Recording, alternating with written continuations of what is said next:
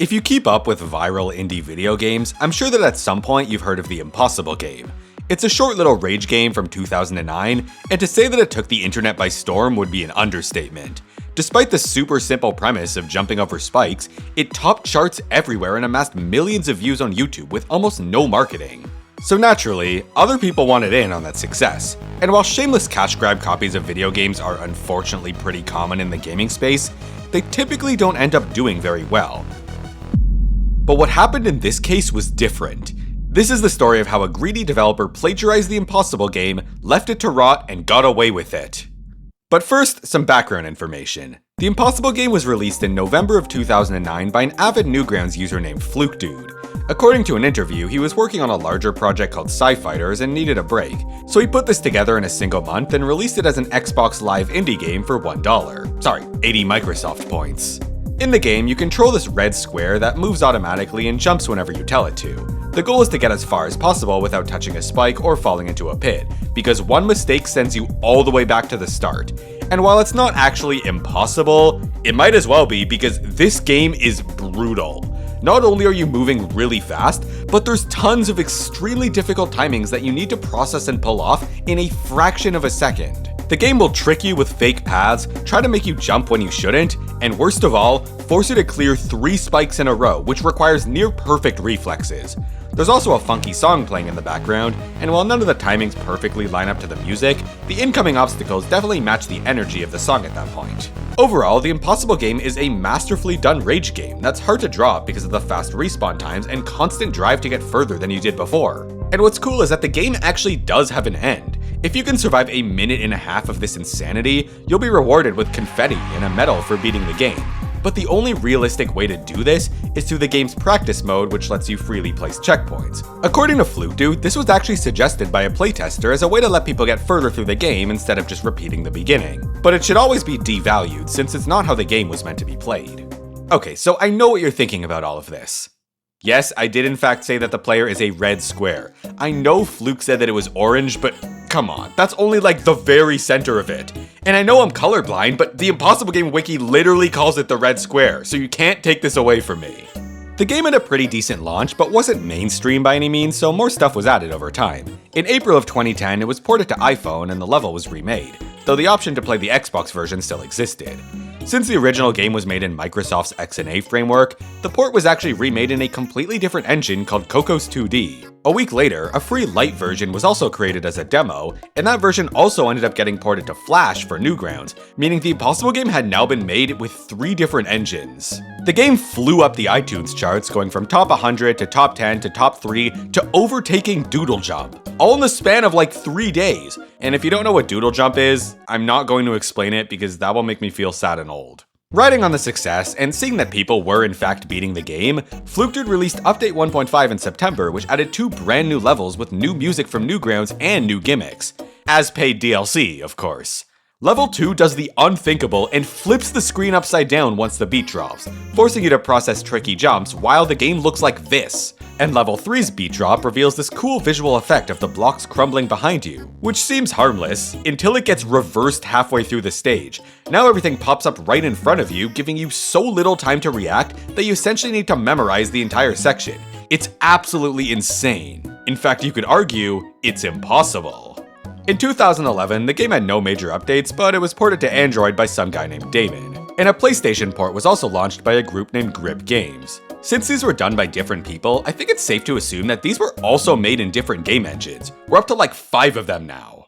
In March, we got the first notable Let's Play video for the game from Michael of Rooster Teeth. It now stands at over 10 million views, and I'm not gonna play any of the commentary because it's enough to make even VivziePop shudder. A week later, we got another playthrough from some guy named Penguin Zero, racking up 2 million views. Not sure what he's up to now, but it made me realize that this whole Impossible Game content situation was insane. This was probably the height of the Impossible game's popularity. Critics everywhere were praising it, showcases on YouTube were taking off, and this simple square game was topping charts everywhere. Things obviously slowed down over the next few months, but in April of 2012, we were blessed with a 4th level that didn't really have any special gimmicks aside from abusing the square's jump height a little, but we also got more Rooster Teeth videos and even one from KSI.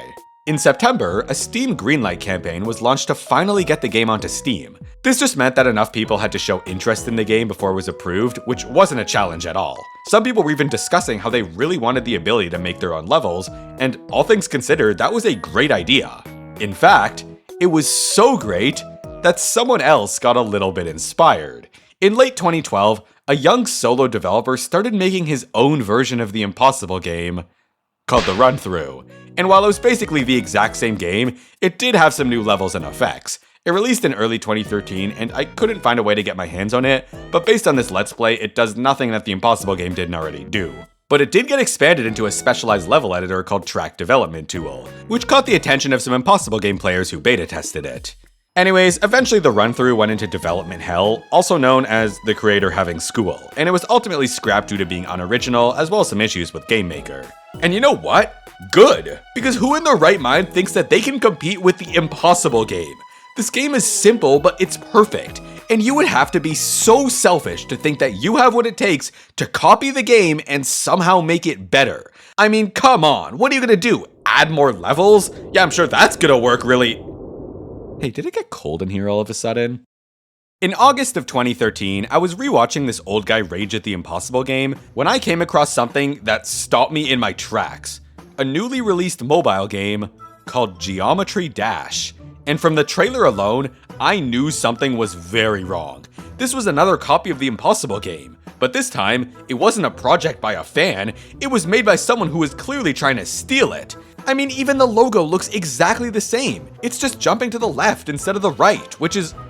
Wait, is the Geometry Dash logo also moving right and just finishing a jump? Like, I know it's facing the spike, but... No, I can't be thinking about this right now. Anyways, I decided to do some research into the creator of this game before deciding if it was worth giving $2 to them. And would you believe it?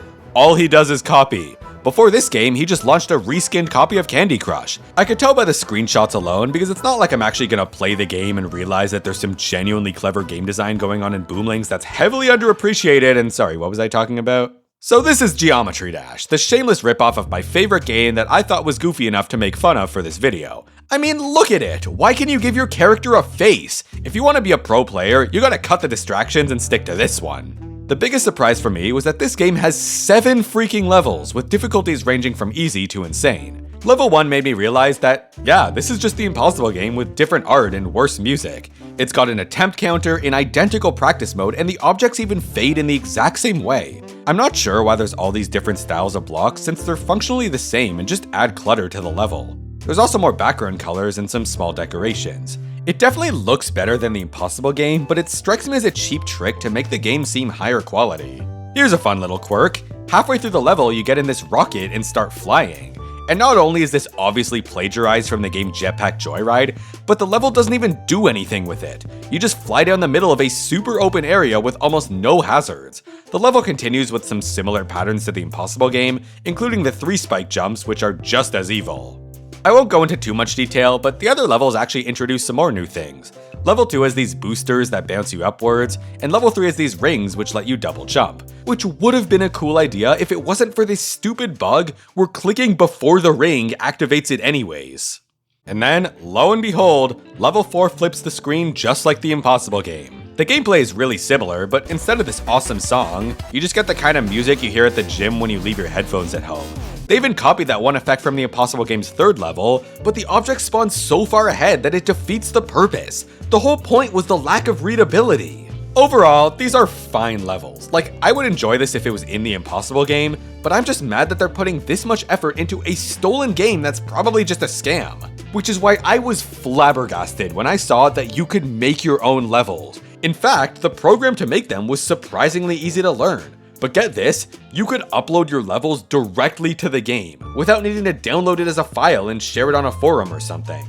At the time I was playing, there were only a couple of levels posted to the game, and they weren't even that interesting. Like this one level called Jump Frenzy was just 5 seconds of simple jumps and then it was over. So maybe letting people make levels was a mistake, and you could only use 7 different songs anyway. I looked around online to see if anyone else was talking about this game, because at this point I was convinced it was just some weird fever dream. And I came across a small forum with a couple people, including the very creator of the game, RobTop. People definitely noticed the similarities to the Impossible game, but when they tried to call him out for it, he was just like, yeah, the influence is definitely there, but I tried to make it more interesting. Influence? Are you saying you could just copy anything and call it influence? Yeah, right. Another guy was like, look, I made a level called Chill Out, and RobTop responded with, sweet, I added it to the featured section. So I took a look in the game, and sure enough, there it was, a full-length, brand new level. This made my blood boil. You're telling me the creator wasn't satisfied with leeching off the Impossible game, so now he's leeching off other people's hard work and paying them with exposure? Now that is crossing the line. So yeah, that's Geometry Dash. This weird copy of the Impossible game that looks different and lets you fly in a rocket. Honestly, the game isn't even that much harder than it. I beat everything surprisingly quickly and didn't feel like touching the online stuff since those levels are just worse. Now, I thought that was the end of the story, seeing that the Impossible game was still more popular. But to my surprise, I came back a month later to see a new built-in level, and it flips the screen horizontally in like the exact same way that the Impossible game turns you upside down. Have you not stolen enough? Can you not survive a single week without going through withdrawal and stealing from the Impossible game? It's ridiculous. Oh, and to add insult to injury, they dropped a light version of Geometry Dash as well, so you could demo the game for free before deciding if you want to buy it. You know what else had a light version? The Impossible game. I took another look online and things were actually starting to pick up. The most popular level now had 12,000 downloads and dozens of new ones were being uploaded every day. The Impossible game needed to do something about this and fast, but the creator was radio silent. I know he probably didn't want to draw any attention to this embarrassment of a game, but dude, stand your ground! You built an empire! Don't you want another YouTube video from the Penguin guy? More time continued to pass. Zero news about the Impossible game, zero news about that Steam version they promised, and more updates for Geometry Dash. This new one called Cycles had so many 3-spike jumps, and he even transformed into a spinning ball that can flip gravity, like that one game with all the V's in the title. What, now we're stealing from even more indie games? This has to be illegal. And the next new level introduced some gravity changing stuff, while also looking more cloudy and bubbly. Kinda like Skype, the greatest messaging platform of all time. There was also this new system where beating levels would give you stars so that you can compete with your friends. Harder levels give you more, and you could even get them from a couple people's custom levels. These levels were becoming part of the game, and they just let it happen. Like, what the hell is Demon Park? This level's pretty much impossible, but it actually got rewarded for that by being featured and given a new difficulty called Demon. So I guess this game really is trying to be the impossible game, huh? As 2013 came to a close, so did my faith in humanity. The Impossible game was still more popular than Geometry Dash, but how long would that last? Because it was getting one-upped in every possible way, and development showed no signs of slowing down. But you know what? If the Impossible game was going down, Geometry Dash was going down with it. Because this new game called Flappy Bird just skyrocketed to the top of the App Store, and every human being on the planet was talking about it. Suddenly, jumping square games were so last year. Now it's all about flapping through impossibly tight gaps. You will not believe what Geometry Dash added like a week later. That's Flappy Bird! That's literally Flappy Bird! Okay, technically on the day Geometry Dash came out, RobTop said that this really ugly level gave him a good idea, but like, let's be real, it's fucking Flappy Bird. This guy steals everything. And this guy isn't innocent either, because as soon as the update came out, he made Flappy Bird in the level editor. Everybody involved in this sucks so bad. By the way, another week later, Flappy Bird got removed from the App Store because the creator felt guilty. Look what you've done, RobTop. Why don't you take some notes and follow after him? Okay, deep breaths. I think I'm overreacting. Let's calm down. Oh my god, the Steam version of the Impossible game started development, and there's gonna be a level editor as well! It's actually happening! Fight the man, Fluke Dude! Fight the man! I took a look at the gameplay footage they previewed, and it was such a beautiful sight. There weren't any new levels or mechanics, but maybe they were just keeping it a secret. This time it was being ported to Java by Grip Games, and the fate of the Impossible game was in their hands, but no pressure. The next time I checked back into Geometry Dash, they went back and added star coins to all the levels. It was weird to say the least, but also a good excuse to replay everything. And the newer levels were starting to look pretty nice compared to the original ones. They also added a button that kills you in real life. But what really mattered was that RobTop's patience was beginning to pay off, because as much as I hated to see it, Geometry Dash was growing in popularity, and fast. More levels were being uploaded, more YouTube videos were circulating, and with all these new systems in place, there were just more reasons to keep playing the game. The Impossible game had one final chance to make a comeback. The Steam version finally dropped in May of 2014, and sure enough, it was the Impossible game on Steam. I forgot how much I missed the simplicity of it. There was absolutely no new content, but at least it was on a major platform that didn't have Geometry Dash, and as promised, you could make your own levels. Look how awesome this level editor is. You can place all 3 different objects, change the background color, and more importantly, use any audio file you want. You can't flip the screen or anything like that, but who needs it? And there's no server to upload these to, but you could save it to a file and send it to your friends. Some people even showcase their levels on YouTube. So just like that, the Impossible game was saved. It was finally becoming relevant again. More YouTubers even started playing the Steam version and getting millions of views. Markiplier played it, Jacksepticeye played it, and PewDiePie even got 30 million views by playing it with a shock collar. So it was official. Geometry Dash was dead and the Impossible game was so back. So I already played Geometry Dash. I don't know which one copied which one, but I think this one is the first one. Wait, what? Oh my god, he played it a month earlier. That's fine, Markiplier didn't. Wow, I wonder how he would react to Geometry Dash. For anyone who doesn't know, this game came out far before Geometry Dash. The Impossible game is virtually the same as Geometry Dash. Geometry Dash is much more colorful and musical than the Impossible game. Everybody's talking about how this is like Geometry Dash. Geometry Dash has fun colors. This kinda has colors. Geometry Dash has customizable characters. This does not. I guess we were too late. Geometry Dash caught on, and even though everyone knew that it was a blatant copy of the Impossible game, they preferred it. It had more levels, more mechanics, more customization, a more expressive level editor with online support, and it had frequent updates that kept getting larger. The Impossible game, on the other hand, just made a couple levels and that was that. And I don't think it was because of laziness or demotivation or anything. I think the game just knew its place. A simple rage game where you jump over spikes and try to survive. There's a million directions the Impossible game could have gone in, but the beauty of it was that it didn't. If you played the Impossible game in late 2014, you'd be hard-pressed to find someone who didn't at least bring up Geometry Dash. It may not have been as much of an instant viral hit, but people were aware of it in one way or another. Throughout the year, the popularity of Geometry Dash skyrocketed, and consequently, interest in the Impossible game went down since it was getting geometrically dominated. Geometry Dash received a few more updates over time, and by the end of the year it was out on Steam with 18 built-in levels and over 1 million on the server. And to this day, it's become a household name that stands strong at the top of both the mobile and Steam charts. It amassed a community of players and creators unlike anything I've ever seen before, while the Impossible game never really had one to begin with. Game development is weird. There's this constant pressure for new and original ideas, but deep down, we all just want to reuse the stuff that our favorite games did well. So we do that, albeit carefully, in a way that combines different influences to make something people will call original, if not a little inspired. But some developers don't really care, because unless a game is protected by some massive company, you can usually get away with recreating and selling your own version of it, if you're willing to swallow your pride.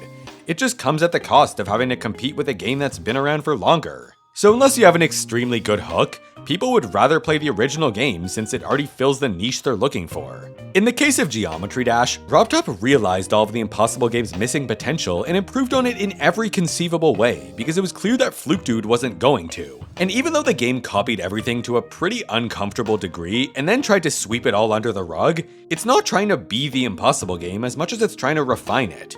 In that sense, it's what it could have been, at least according to RobTop.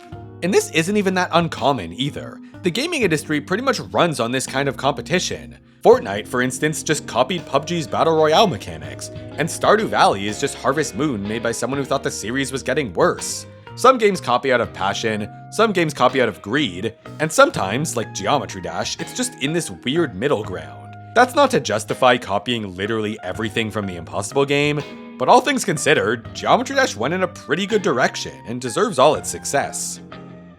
Oh shit, the Impossible Game 2 came out? And it's different from Geometry Dash? And there's guns? I take it all back, Geometry Dash sucks and everyone who plays it should feel bad.